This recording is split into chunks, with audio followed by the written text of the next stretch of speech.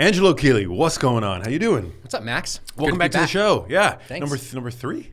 I don't Four? know. I don't know. Something like But it's fun every time. Every time, always fun. And you're coming back. You're looking svelte, my friend. Thank you. Lean and mean. Thank you. Not mean. Always nice. Very pleasant to be around. For avoidance of doubt, but looking very lean. What's the secret? What do you do?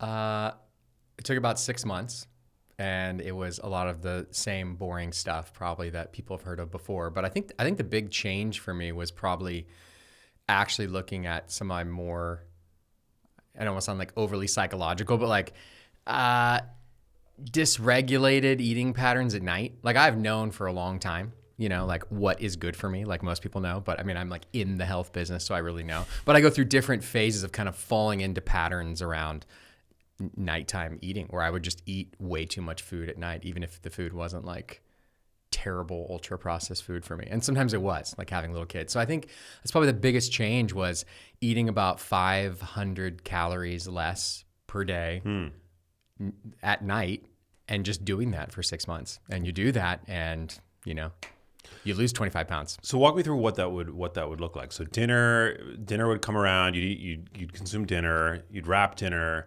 And then you'd settle on the couch, and then what would happen? Yeah, well, I think it could happen a couple different ways. One way it could happen actually is like I get home from work, and I'm going to go like take my kids to whatever their evening activities are, and I'm really actually hungry then. I should probably just eat dinner then, but it's like it's not really the right time. And so I put together some stuff really fast that's probably a little 1,000-calorie snack. Pre-dinner, like a pre-dinner like dinner. a pre-dinner, yeah, like a pre-dinner dinner. Like that's one way it would happen.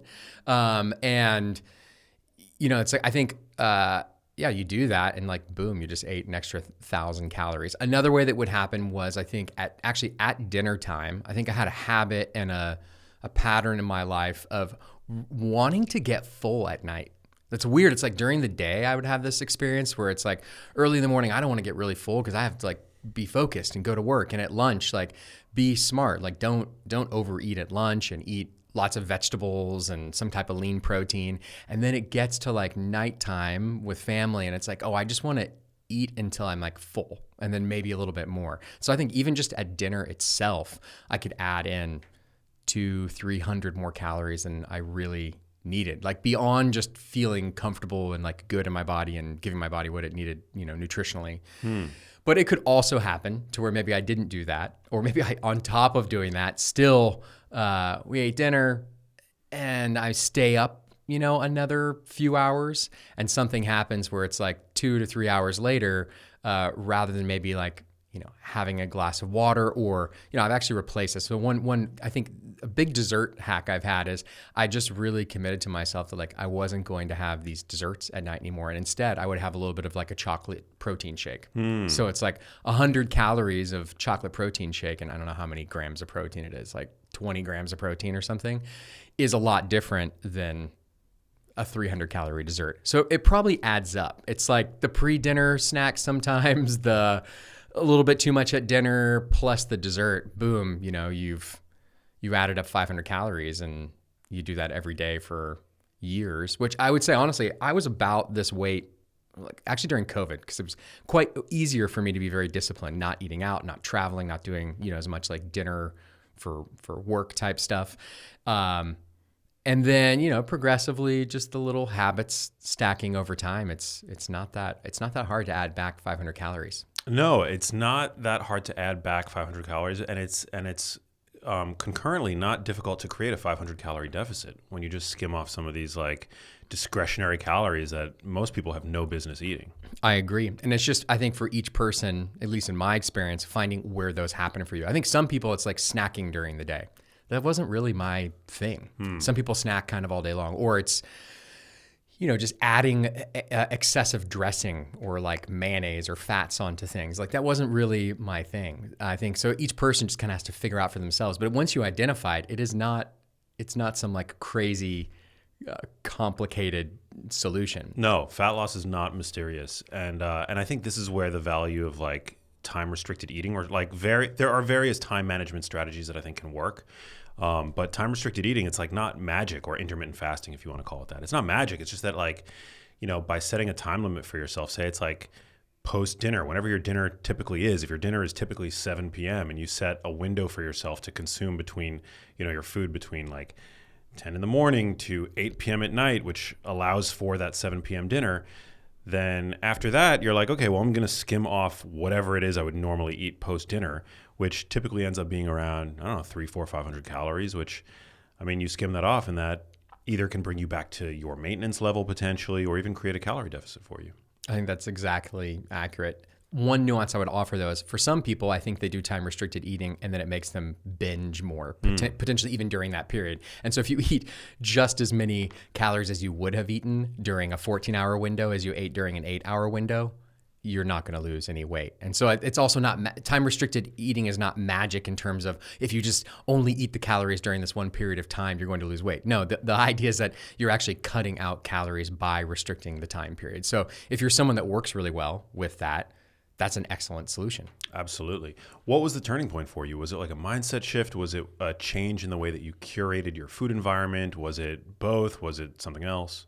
I mean, I think like not my whole life, but I would say like since I've been, well, as a young adult, like I was pretty fit, like in college, for example, and I exercised a lot. I probably just didn't have to think as much about food, which I think is just, again, it's a normal part of life.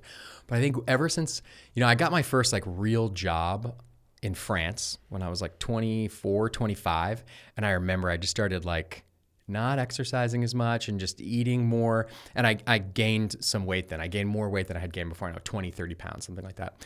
And I think since then, and I'm 42 now, there's been just this kind of tension with it. There's been a tension with managing my behaviors, with managing my environment, and just being in the situation where it's like I have to apply all this discipline to like, to be this thinner version. Or if I kind of let go for a little bit, then I'm this heavier version of myself. And I think that over the last few years, and probably particularly from this, this cut that I basically had in 2021 or something, it became really apparent to me that I think there's kind of these 4 dimensions, I think, to losing fat and to doing it sustainably and ultimately having more sustainable, manageable weight and metabolic health. And like one is there's just nutrition facts. Like there are certain foods that do certain things to your body, and there's rules of energy balance, which we can go more into, but I think it's pretty obvious stuff.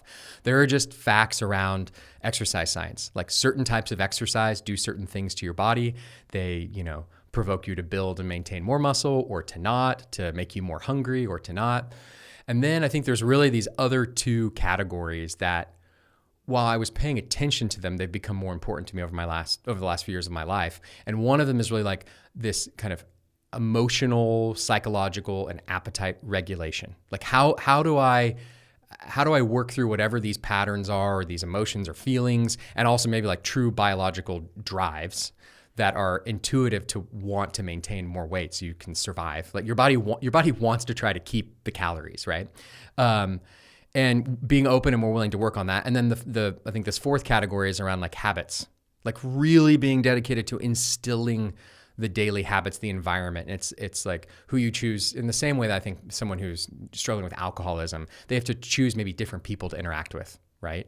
It's not just like, hey, just don't drink when you're at the bar. Like maybe stop going to the bar with those people. Exactly.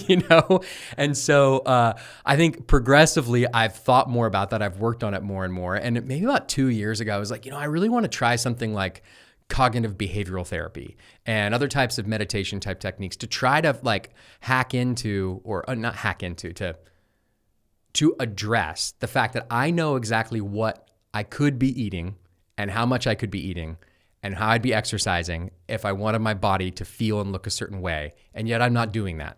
So what is it that is underlying that? And I just started to dig into that and work more and more on that. And I think there was kind of there was really last summer, there was just a breaking point where I became that much more open and committed to trying to like for me, it was more, I think, about developing awareness around it, like journaling and thinking and writing about what was happening at night when I was doing those things. Is there, experiencing the urges and the impulses they were coming up and trying to find a way to not just react to them and go after them, but to actually shift the way I was relating to them. And similarly, to be more sincere about really changing core habits within my family, within when we have dinner at night, what kind of foods we buy and don't buy, even though, I have kids that have their own, voice about what they want. So I think, it was just kind of, I don't know what that breaking point was, but something emerged where I became much more committed to really looking at those aspects of it. Incredible. And how much fat have you lost in total? So I've lost about 25 pounds, and it's only been about 2.5 pounds of muscle, 2 pounds of muscle. So about 23 pounds of fat. That's great. That's incredible. Wow. When it comes to the habit, the shifts in your habits, what would you say were the biggest needle movers? The biggest needle movers and the shifts in my habits, I think, I guess there's kind of two different pieces here. When I think about habits, it's less about the emotional and the psychological awareness aspects and kind of overcoming impulses. It's literally like, what are the things that I changed in my daily routines? And I think one of the biggest things was I really did, it's going to sound so silly and stupid, like so obvious, but it's really like make half the things that I eat vegetables and fruits. Like vegetables and fruits literally have to be half of what goes on my plate. And that's something that I knew was important before, but even I'd just be like very protein centric. Oh, it could eat more and if I eat enough protein, it'll be okay. And it's like, no, I'm really focusing on like that nutrition science. That is, you eat this fiber, and not only does it make you feel full, but it's really important to like long-term health. And I think committing to the fruit and vegetable piece and making that be part of everything I eat, it's got to be like half of what I eat. I think another big piece was, again, this habit around the dessert. Like that was a thing that was a place where I could kind of break down, and one poor decision could turn into just this cascade of mini cookies, right? Whereas if I just went to, hey, like I'm committing to have this chocolate protein shake ready to go always. Whenever I go to the fridge, it's already ready to go. So it's ready to go if I get home in the afternoon before I take my kids to whatever their activity is. If after dinner I'm a little hungry, like there's always this treat ready, and that is the treat that is available to me. So I think shifting that habit, those two are actually like quite big for me. Oh, it's amazing. Friction is the enemy of consistency. And you were reducing, if not eliminating the friction, by making sure that chocolate protein shake for you was always ready to go. And I mean, you are the co-founder of Kion, which you guys make really delicious protein shakes. So I mean, that right there was a friction. That right there is a friction reducer in and of itself. But yeah, I think that's that. I think reducing the friction, either reducing the friction to implementing healthy habits like hitting your protein target every day, or eating those fruits and vegetables on a daily basis, or increasing the friction when it comes to, reaching for the dessert or whatever, and breaking the dam, so to speak, where one cookie ends up becoming 12 cookies. I think that's a really profound mindset shift, is like thinking about these habits in terms of like, okay, where can I increase the friction when it comes to the less healthy habits, the habits that are less healthy, and reducing the friction to the habits that are more supportive of my goals.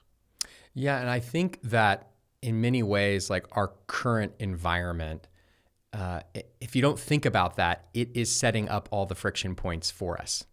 And so like naturally, and I don't want to like just go on talking about things I think we're all kind of aware of, but like, Big Food, for example, is trying to like sell a lot of food. And so they're trying to make food that's really delicious. And naturally we like things that are really salty and sweet, et cetera. And they're available everywhere. And I think accepting not just like responsibility for like the awareness that that's what's going on and I need to work through it, but like, no, I really have to go through and craft the environment that is going to be most supportive to me. It's it takes time, it takes energy, it takes work, it takes focus, it takes attention, and the environment is not just set up to like support us, you know. No. And for some people it is. I think that's another element I would name also is even as I described, and I maybe didn't even notice it when I was saying it.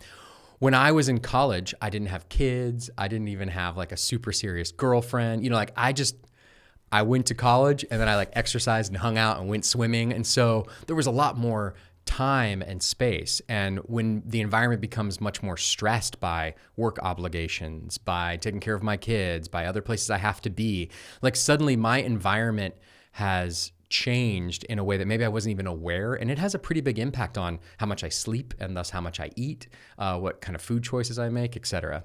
Yeah, environment is huge. And today the environment for most people it's overeating has become the path of least resistance for most people today, because of the environment which has placed ultra-processed foods chronically at arm's reach, and then you throw stress into the mix, as you mentioned. It's crucially important. You mentioned that you lost about, I don't know if my math is going to be correct on this, but it was less than 10% lean mass. You said that you lost. You lost like mostly fat. It was like 20 something pounds of fat, only 2 pounds of lean mass, which is really good. Most people, when they just try to lose weight without resistance training, without considering their protein targets, weight loss anywhere between 20 and 50% can be comprised of lean tissue, which is, of course, you know, skeletal muscle is in there, but also bone and other lean tissues. And so you did it right. You lost very high quality weight, meaning the weight that you lost was primarily fat. How did you do that? What was your strategy there? So I think there's a couple like really key elements just to name, and that is resistance training is really important.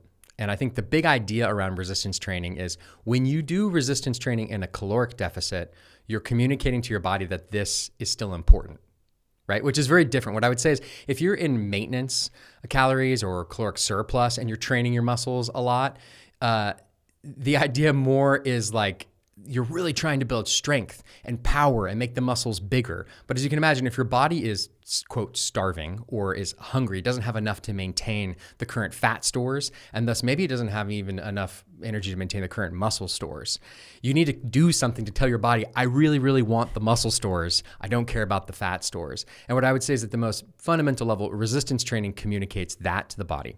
What I would say, though, is interestingly, I think there's a kind of, as protein has become so popular and everyone's talking about protein, I think there's some pushback in nutrition and exercise science that's saying, is protein really that important for building muscle? Like, are we maybe overselling it? Do you really need more than 0.7 or 0.8 grams, right? Do you really need like 1 gram per pound of body weight or even more, 1.5?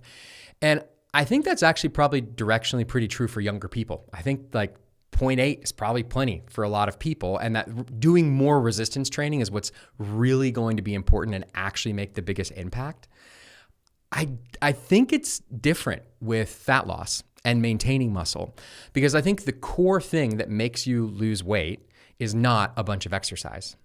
The thing that makes you lose weight is by eating less. By having less calories, your body looks at itself and it says, hey, I can't maintain these fat stores. I got to do something with them. So it starts burning those fat stores.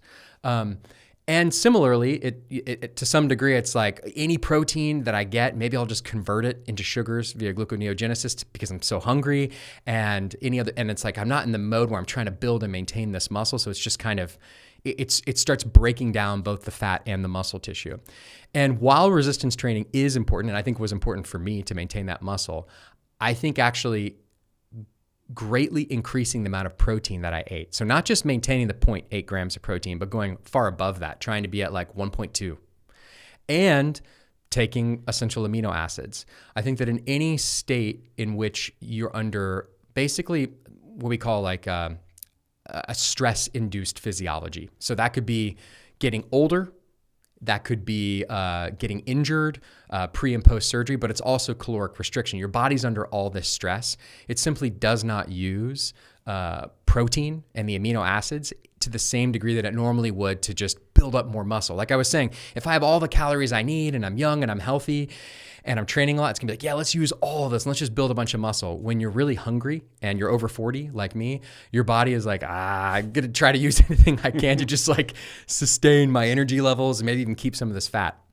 And so, I can't remember if we talked about this before with you, but there's really great studies from the Department of Defense over the last few years, where this is even with young adults, where they measured how much can we do caloric deprivation to these soldiers and maintain their current muscle. And then they did different interventions. They did whey protein, they did essential amino acids plus whey protein. And what they found was the core limit was about 40%. They could actually restrict the calories that was the needed calories for that person to maintain their current body weight and maintain muscle by 40%. And if they supplemented with these really huge amounts of essential amino acids, like much bigger than anyone would take, like 25 grams, I think was at that rate, they were able to maintain all the muscle. Wow. Even at a 40% caloric deficit. Beyond that, it was like impossible. Your body just starts eating the muscle. And so I think with that knowledge in mind, I increased my essential amino acid intake. I started taking basically the equivalent of like 3 servings of like Kion Amino. So it's about 15 grams. And I always took that first thing in the morning, but I've been taking it 3 times a day. And so that's like 45 grams of essential amino acids a day, plus just thinking, hey, half my plate is vegetables and fruit, and then the rest is protein. So I haven't tracked my protein actually as closely as I used to, but it's just very much vegetables, fruit, protein, and a bunch of essential amino acids. And, interestingly, I backed off cardio. You backed off cardio? I backed off cardio. And I think that the science actually shows in exercise science that you could use cardio or resistance training for fat loss. Resistance training is naturally better to maintain the muscle. But what I found is that when I would go running, and I was basically doing like zone 2 running a couple times a week just to keep my heart trained, I'm just hungry after it. Like I was just really hungry, and I would be more inclined to eat more and overeat. Whereas if I'm walking more and I'm doing resistance training, I'm able to self-regulate my appetite drives better. When I go for a run, it's really hard afterwards. So it's just that simple. But that might not be true for everyone, but that was true in my case. Yeah, that's consistent with my experience as well. Like more intense forms of cardio tend to drive up hunger, and they're also higher intensity cardio does burn proportionately more calories, but there's a disproportionate level of risk that comes with that. Like it's harder on your joints, I find, for me. It's less enjoyable, less sustainable, whereas that like zone 2, even like a brisk walk, like you're burning a significant amount of calories, but most importantly, it's an activity that can be sustained for very long periods of time, and it's very low risk. It's very low impact. It doesn't increase hunger. And so, yeah, similarly, like when I'm in like a fat loss phase, yeah, I'm not really doing any cardio, because also doing excessive amounts of cardio can compromise the amount of effort in a low energy state. Like when you're in a calorie deficit, like you want to preserve whatever energy you have for your resistance training, which is that crucially important signal that the body needs to hold on to its muscle. So yeah, I think that's all really important. And I love what you said about because protein is now, everybody's talking about it. And I think you're absolutely right that when you are in when you're in like a state of energy balance, or even like a calorie surplus, I think that, yeah, your resistance training, 0.7 grams of protein times your body weight is totally sufficient.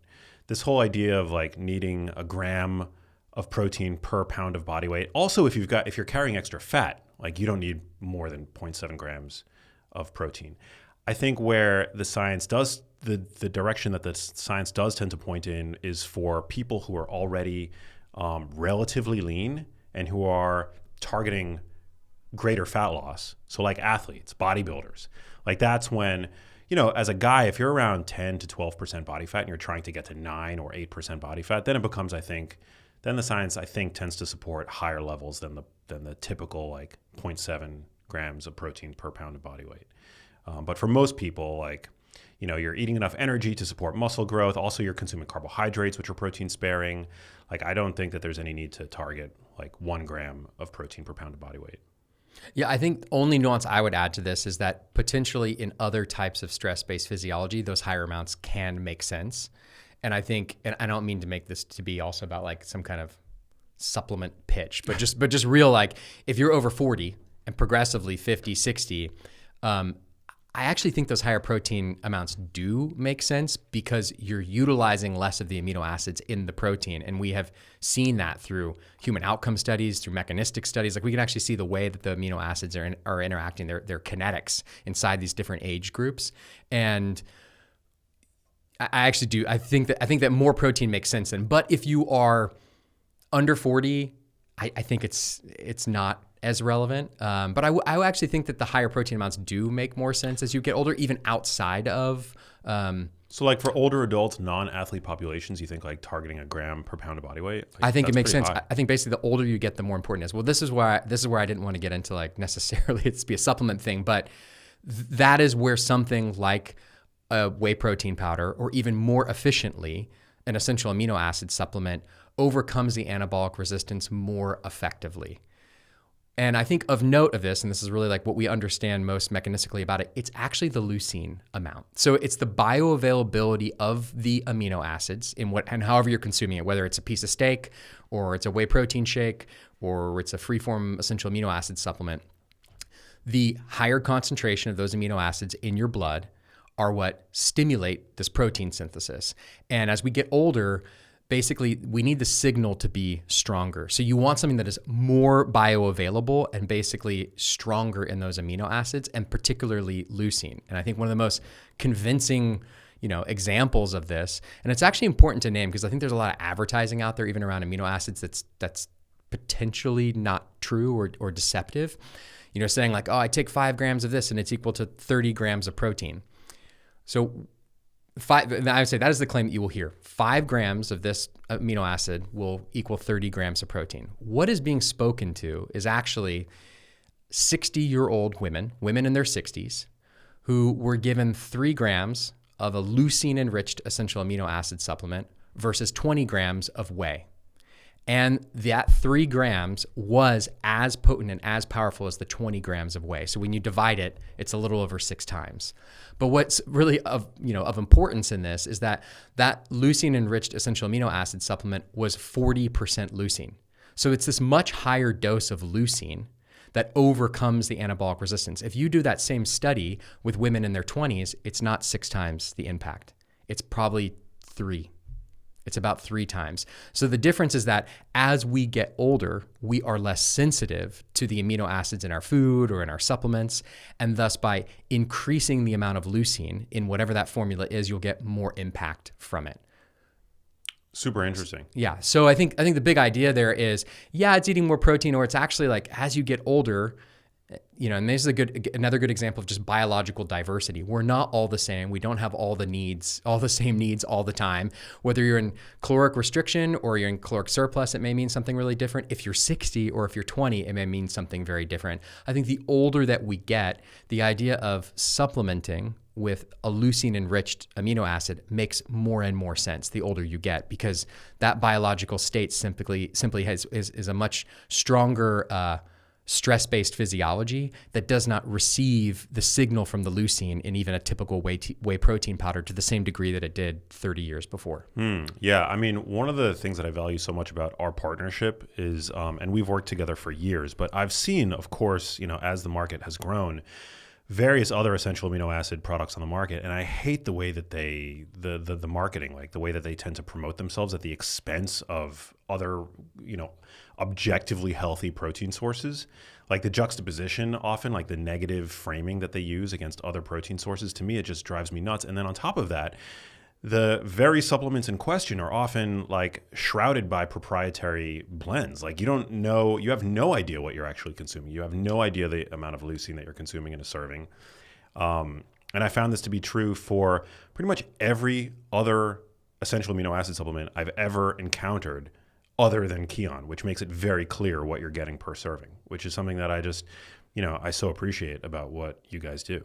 Well, thanks, man. Yeah, I mean, on that point, while we're on it, there's this claim that I see in my feed. It drives me crazy. Like, did you know 80% of whey is converted into sugar?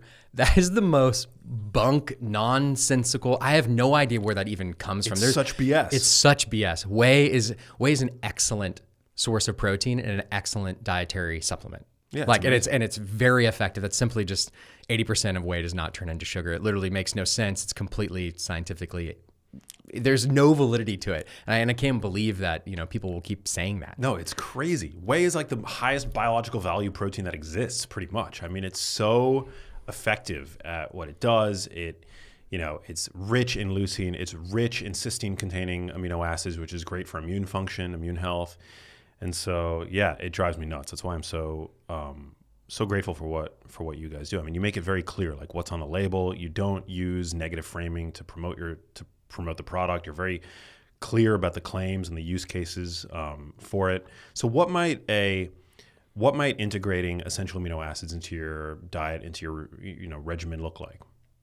I mean, I think they're most relevant for people that are in some kind of unique health situation, that being a cut or a fat loss, excellent case, over 40, aging, preparing for some type of like surgery or recovering from a surgery. Anytime when you can't exercise, your body has additional protein synthesis that has to occur to actually fix the stuff that got cut open or worked on.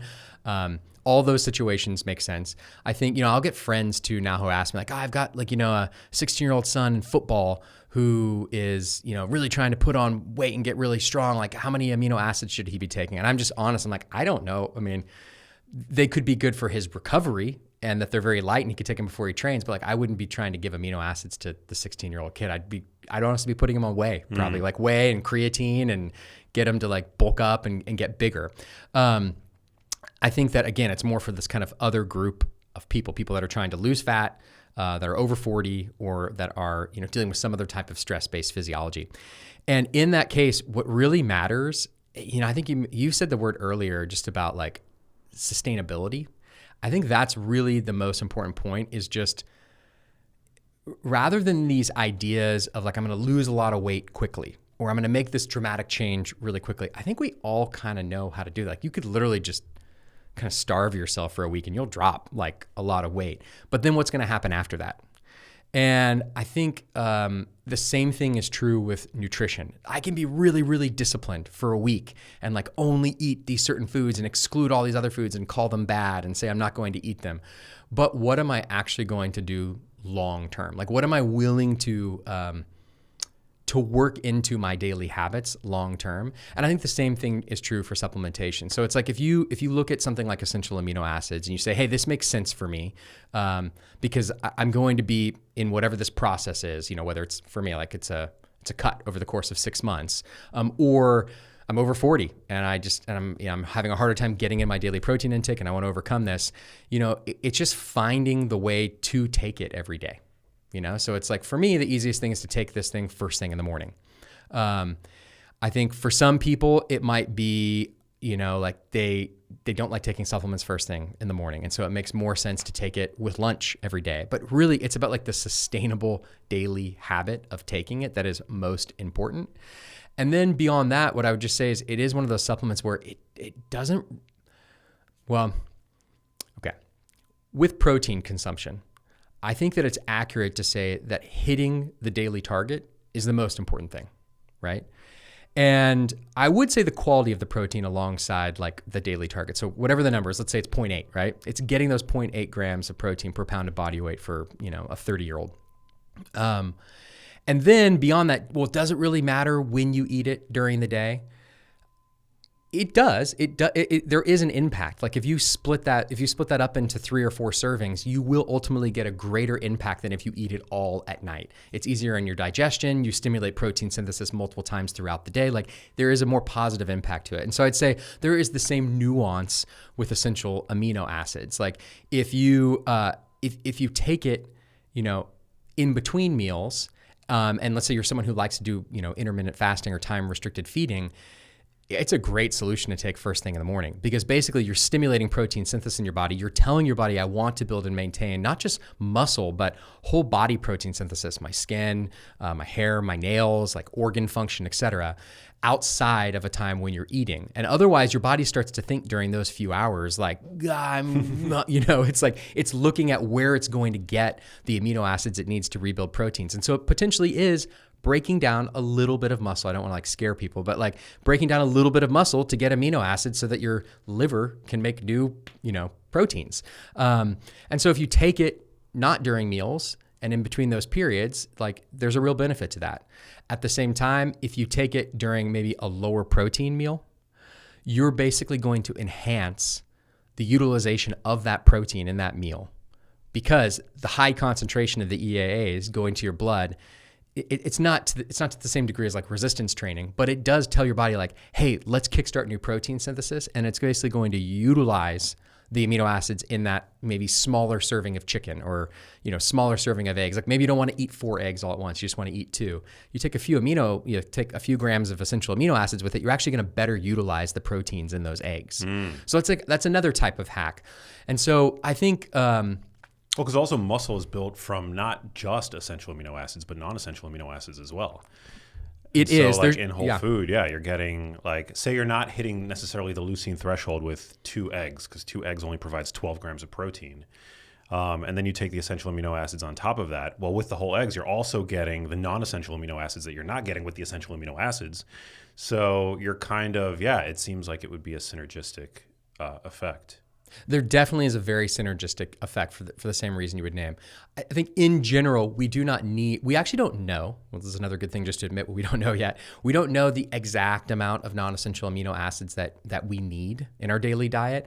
We have kind of interpretations of it based off of animal science, but it is significantly less than the essential amino acids. Of the amino acids that end up getting converted more to urea, it's more of these non-essential amino acids, or they get converted into sugars, because we don't need quite as many of them. But yes, you obviously want to be eating them and not forcing your body to like be producing all of the non-essential amino acids from the essential, which it can do, but that would be kind of a bizarre, unnecessary requirement when eggs are awesome for you. I think though what's interesting too, and also just to touch on this like leucine, threshold hypothesis, is that is really fundamentally for food. So this idea of needing to get this minimum amount of leucine, like the 3 grams, is in a whole food protein source. It's been very clearly demonstrated that if you take a free-form essential amino acid supplement, you do not have to hit that same leucine threshold. Interesting. And the reason for that, though, I think is intuitively it makes some sense. When you're, say, eating a piece of steak and you're digesting it and breaking it down, and we know that the essential amino acids hitting a peak concentration in the blood is what communicates to the body that it's safe to start this new protein synthesis, that likely you would need a certain amount of leucine probably in most whole food proteins that we would study in order to get that concentration in the blood.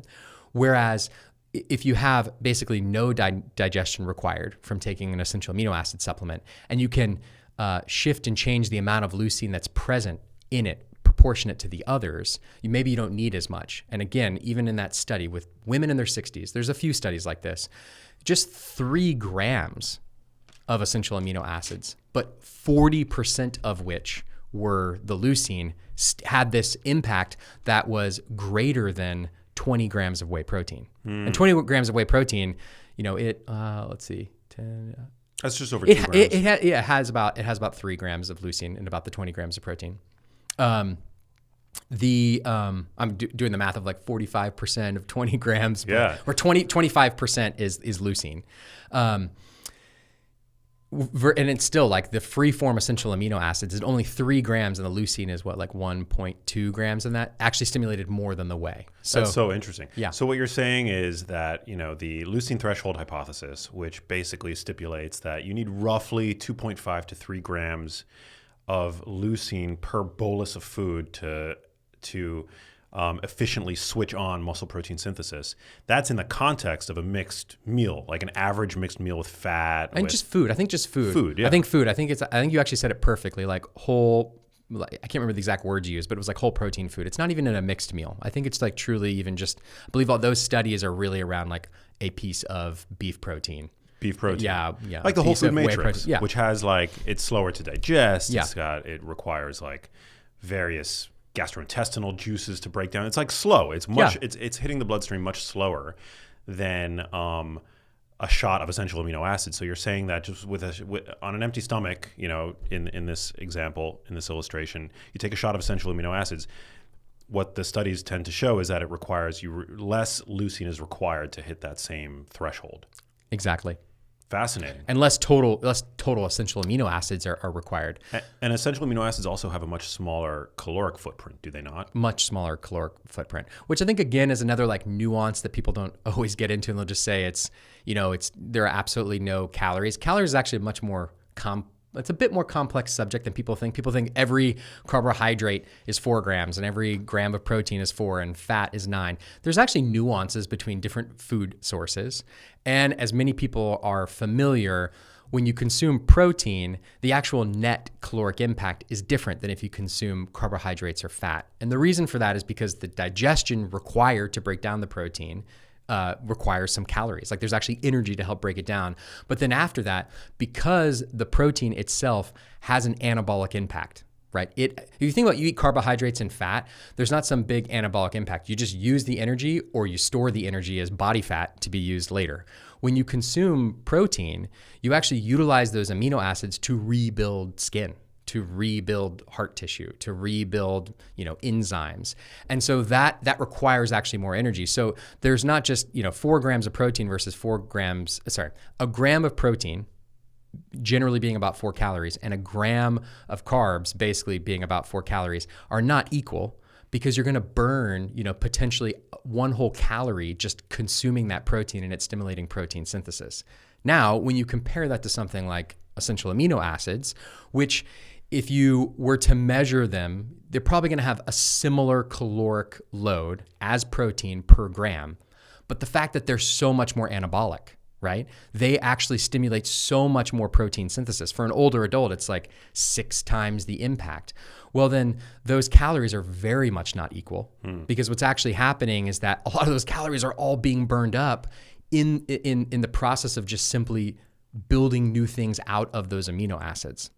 And so, yes, the caloric load of amino acids is much less, but I like to just offer a little bit of that nuance of like why. It's not that they're just empty of calories. It's that they are efficiently used to actually build new proteins and tissues in the body. They're doing stuff. They're doing things. They're an active messenger. A gram of protein essentially like provides 3 calories per gram. I mean, we don't count it as such, but like carbohydrates have a very low thermic impact, and fats have the least. Fats are actually plug and play to your fat stores, which I think is like not something that most people appreciate.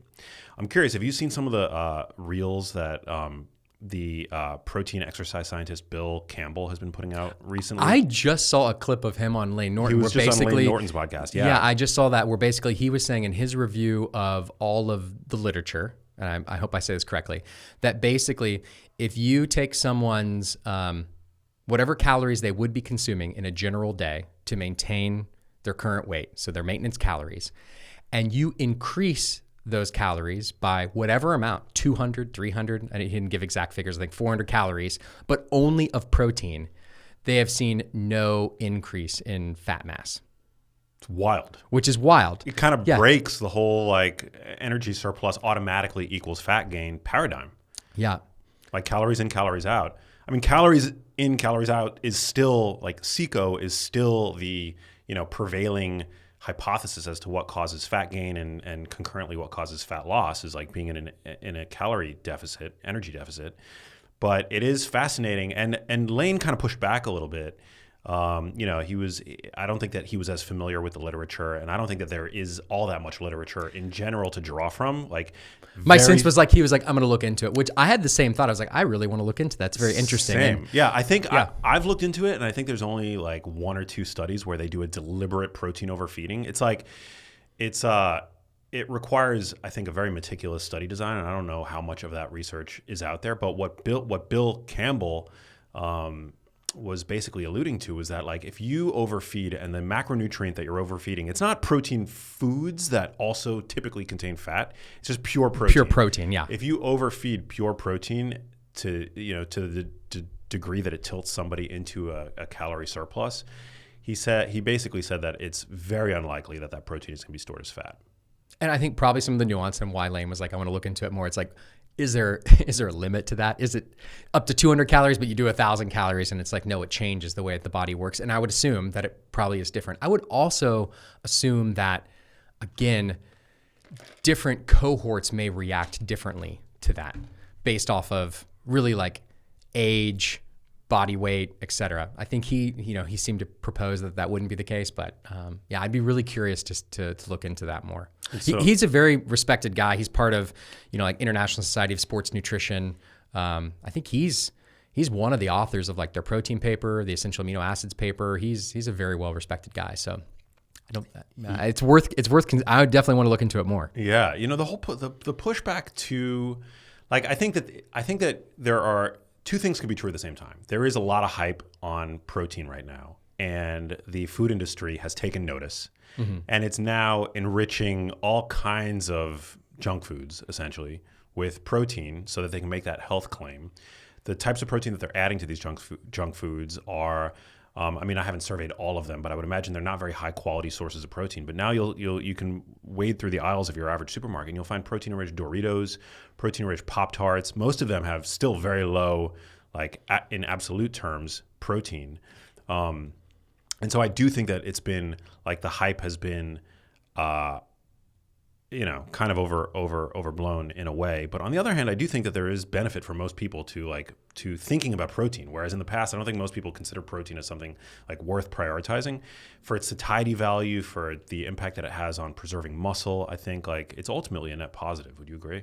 I would agree. I think in many of these situations, it's like it's not right or wrong. It's like, hey, does this tilt us in the right direction? And I think for those same reasons, yeah, it's like people are thinking about protein. They think it's important. I think the risk is that they think if I still just eat this processed kind of junk food, but it's enhanced with protein, then I'm being healthy, which I think is the risk with like so many things, maybe like GLP-1s. Yeah. If I just go on this thing and then suddenly I lose all this weight, like I'm definitely healthy. And I would say probably in general, like if you were 100 pounds overweight and you lost 100 pounds, I most likely, again, we don't have like 50 years of data. It's probably better. It's probably a lot better for you. Your triglycerides got better. Your A1C got better. Your inflammation went down. Like your risk of so many future diseases went way down. And that's good that you got that insight. But did you pick up resistance training? Did you pick up habits around vegetables and fruit?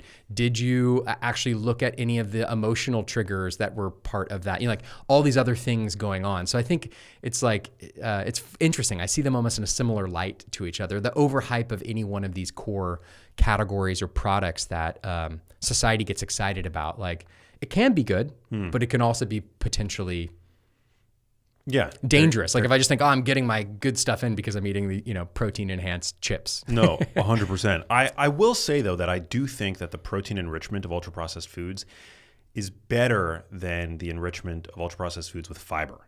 Like I think that fiber in the in the context of whole foods, I think makes a lot of sense. And that's probably why we see such clear benefit associated with fiber consumption.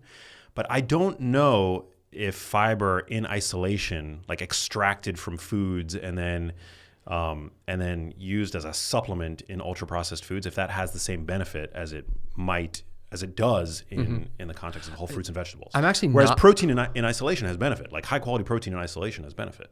So I'm actually not as familiar with this research. I'm just curious, like why? Why do you think that fiber kind of injected into these processed foods has less benefit than it would in a whole food context, like a bunch of raspberries, that's another really good hack, man. Raspberries have a ton of fiber, raspberries and blackberries. Like why that versus the protein? Because I don't think that there's clear data that monofibers, that like fiber extracts in isolation have any benefit. There's like no literature on that. Like we don't, like the longevity benefits associated with fiber consumption are attributed to the whole foods that contain fiber naturally, not due to fiber supplementation. The studies are pretty clear. Like they're very clear. Okay. Yeah, it's not like I'm not as familiar with that. Yeah, it's not people who There is one type of fiber though that clinical research does show has benefit in isolation, and that is specifically viscous gel forming fibers like psyllium husk. Psyllium husk, beta glucan, these fibers very clearly, they form this like viscous gel in the gut. They can trap bile acids, which can help bring down like lipids and can help better manage blood sugar. But you take something like an inulin or like a chicory root, it costs manufacturers nothing, to like pennies or less, to inject these into their ultra processed foods, make a health claim, so charge a premium for these products.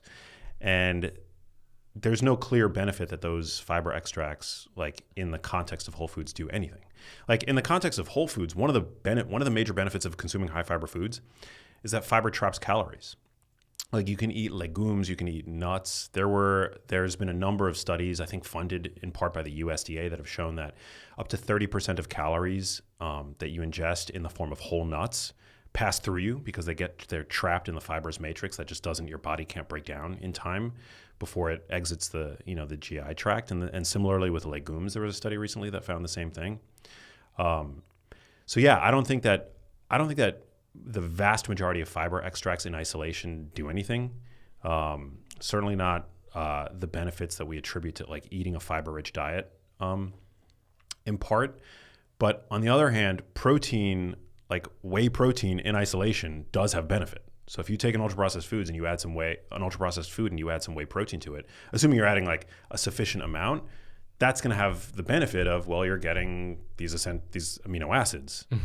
The question then becomes like, is there a high enough dose of the whey protein in the ultra-processed food in question? But there was a study that came out recently that found that ultra-processed foods enriched with protein, you still overconsume them, but the protein-enriched ultra-processed foods are less prone to overconsume. Like you tend to overconsume them to less of a degree than just the very low protein ultra processed foods, because protein has a satiety. I was going to say, is it like a protein leverage hypothesis or satiety kind of? Yeah. That makes sense. That's the speculation. Yeah. Which, so that alone even too would be good. Yeah. On top of the benefit of the actual amino acids in your system. Exactly. Yeah. Yeah. So I think protein is like, I'm not mad at it, although the fervor surrounding protein, although I do think it's been like exploited and used by the food industry to sell products that are not very high in protein. So they make like bogus claims that I'm not as into. I would just name, from being actually in the protein business as well, it's really interesting, and I don't think this has really hit consumers yet, but basically in a high end, like Kion makes a grass-fed whey protein isolate, which is on the higher end, like kind of the most premium you can get. And so I'm not as familiar with the rest of the market, but literally prices have gone up. Input costs have gone up like 30% over the last few years. And in this next year, they're about to go up another 25 to 30% because it's so competitive. There's so much demand for the protein that the price is going to go up like that much more. Prices on protein. Wow. And I'm saying on the input costs. I mean, I think we still have to figure out what are we going to do with consumers, because it's like, if you suddenly say like, yeah, like literally all this stuff that used to cost, 60% less 3 years ago, it has this new price on it. Like, is everyone else in the market going to do that? How are you going to manage it? Just become, a product that has way worse margins on it. But I think anyone in a premium protein business is going to be going through that. Damn. In the near future. And is that just like supply and demand? Because now it's like the big boys are requesting from the manufacturers protein. Yes, it's just that there's so much more demand. And actually, like from being in the coffee business as well, we even saw this a few years ago when there was a big drought in Brazil.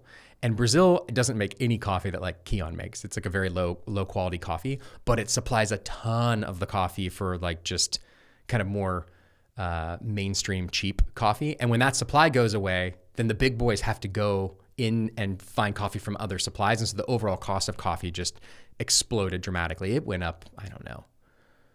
It's probably gone up. It has doubled since 2019. Damn. Yeah. But I would say it's a similar thing with protein. Like, I don't think that, Nestle and Unilever necessarily like really trying to buy the nicest grass-fed whey protein, but they're probably buying all these other protein supplies to put into products, and thus it just drives up the cost of everything. And I mean, I'm surely there's other players, that are entering the space that want to make a premium product. But yeah. I've seen some protein-enriched ultra-processed foods that like make a claim of being like now suddenly high protein on the front of package labeling, and then I turn it over and it's like I'm like, where's the protein coming from? And it's like all rice protein Yeah. or something like that, which is like, you know, I mean, I guess maybe it's better than nothing, but not necessarily if you're paying a premium for it. And it's just rice protein that doesn't really provide, like by itself, rice is not the highest quality protein source. I think it can be, it's all right. Like, correct me if I'm wrong. It scores pretty low. I'm trying to remember what it scores. I think it's like, it's pretty, like it's way lower than wheat. It's way lower than quinoa. It's a pretty low quality. It's much lower than legumes. Even wheat, there's a brand of protein pretzel on the market. It's like a high protein pretzel, and the protein is like it's like 100%. I've turned over and I've looked at the ingredients. It's all wheat gluten. It's like all gluten protein. That's all it is. So you're just eating like a gluten mega dose. You're like macro dosing on the gluten protein. Which I wonder how they extract and get that much and why they went about it that way versus using like a way more efficient protein source. I assume it's so cheap. It's probably so cheap and then maybe potentially subsidized in local agriculture to where they can get it out, you know, but it doesn't, those are not high quality protein sources. Think about all the people on gluten-free diets. They're just like taking whatever gluten those people would have been eating. I mean, I know your show's not huge. There aren't the hugest plant-based people in your audience, but I would just say while we're on it that I think soy has just, you know, tofu has gotten a really bad rap over the last 25 years. And I think a lot of it's just like marketing, you know, where it's like people try to come up with their new cool plant-based protein. And you know, I'm not plant-based. I don't consume a lot of soy. I eat tofu. Somehow I just like it. But like, it just crushes the others. So it's like every time I see someone getting like an oat milk latte, I'm like, man, why don't you just like, how did that happen? No. How did we end up with like oat milk? Soy's fine. Versus like soy is like such a superior thing for someone's nutrition, or like these almond milk things. It's just, it's kind of, or rice milk. It's bizarre to me. Totally bizarre. Yeah. Soy protein is great. It's a great protein. So, and when you look at it compared to animal proteins, other than spirulina, it's like the only thing that comes close. And there's great, I mean, you look at, it's pretty close to animal proteins. It's not quite there, but it's by far the closest. Yeah. Amen. Data over dogma. We love it. Kion. Angelo Keely, thanks for coming out, brother. I want people to check out Kion. GetKion.com/geniuslife. Thank you for being a longtime partner of the show. But if you guys go to GetKion, GetKion.com/geniuslife, you can get 20% off of everything that Kion makes. And again, they're known for their evidence-based essential amino acids, which are incredibly transparent. It's like a breath of fresh air, especially in the essential amino acid market. Like no proprietary blends. You know exactly what it is that you're paying for, what you're getting. Also, one of my favorite whey protein supplements. So thank you for doing what you guys do. Thanks for coming out and being such a light in the industry. I mean, it's an industry that is, I love the wellness industry, the supplement industry. I take supplements, I take protein powders and essential amino acids. And, you know, it's not necessarily an industry known for its transparency. That's why I'm so proud to work with you guys and applaud what you do. Thanks, Max. We're really honored to work with you, man. You're doing great work. Love it, dude. Well, thank you guys for listening. Share this episode with friends and loved ones that you think may benefit from it. I think we covered a lot of great stuff, to be honest. And, you know, today, almost 1 in 2 people are not just overweight, but obese, 42% of the population. So if this can help one person, you know, that's why we do what we do. GetKion.com/geniuslife to save 20%, and I will catch you on the next episode. Peace. Hey, if you liked that video, you need to check out this one here, and I'll see you there.